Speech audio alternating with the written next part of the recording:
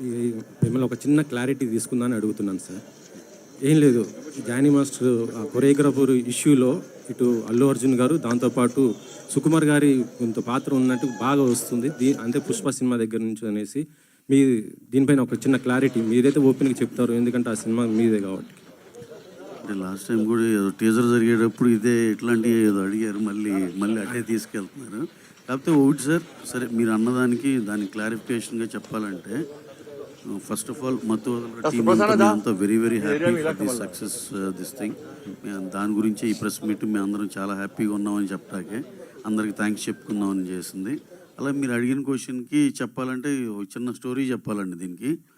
ఇప్పుడు తను ఆ అమ్మాయి ఎవరైతే ఉందో ఆ అమ్మాయి జానీ ఇద్దరిది అదేదో పర్సనల్ వ్యవహారంగా జరిగిన మ్యాటర్, ఇవన్నిటిని బట్టి చూస్తుంటే తెలిసేది. తను చెప్పాలండి దీనికి.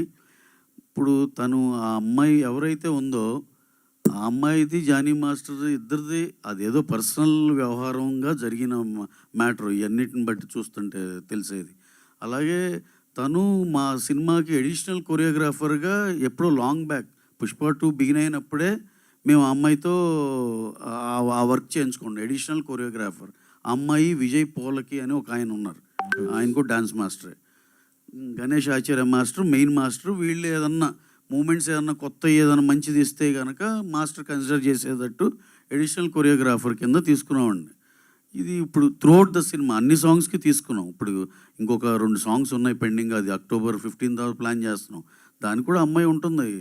ఇది మీకు ఎందుకంటే 5-6 months బ్యాక్ మేము రిలీజ్ చేసిన దాంట్లో వాళ్ళ పేర్లు కూడా ఉన్నాయి. ఇప్పుడు మనం ఏదో అఫీషియల్ పేర్లు చెప్పకూడదు కాబట్టి చెప్పట్లేదని, వాళ్ళ పేర్లు కూడా ఉన్నాయండి దాంట్లో. అంటే అది షూట్ చేసింది 7-8 months 1 year బ్యాక్.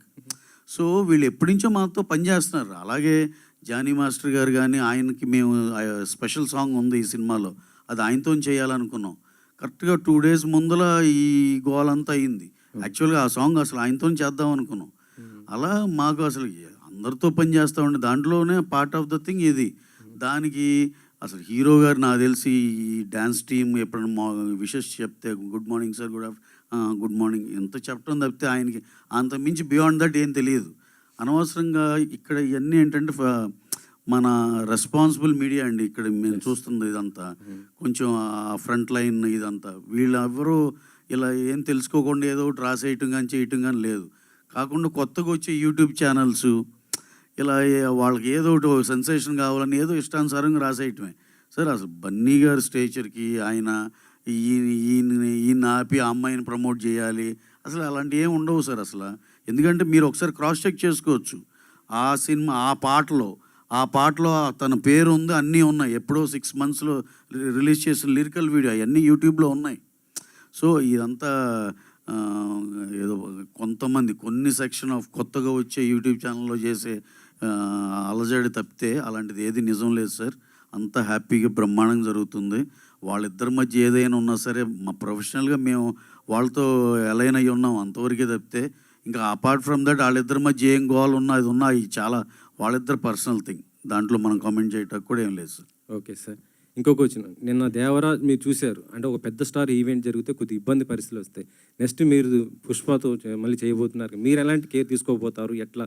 ఎందుకంటే గతంలో కూడా ఒకసారి అల్లు అర్జున్ గారిది జరిగింది, మీకు ఆ ఎక్స్పీరియన్స్ మీకు ఉంది కాబట్టి పెడుతున్నాను.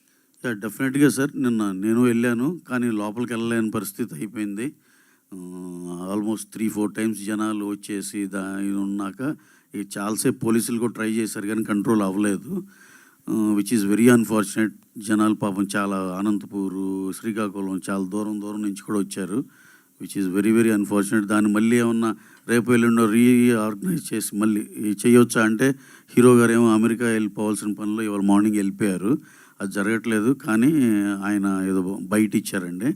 సో ఇవన్నీ ఎక్స్పీరియన్స్లు చూసిన దాన్ని బట్టి మేము కూడా చాలా జాగ్రత్త తీసుకుంటాం. పుష్పవన్ ఇవన్నీ అవుట్డోర్లో ప్లాన్ చేసి సఫిషియెంట్ జనాలందరికీ అకామిడేట్ చేసేటట్టే చూసుకుంటామండి, అన్నీ ప్రాపర్గా జరిగేటట్టు ప్లాన్ చేసుకుంటాం. రవి గారు సార్, హాయ్ సార్.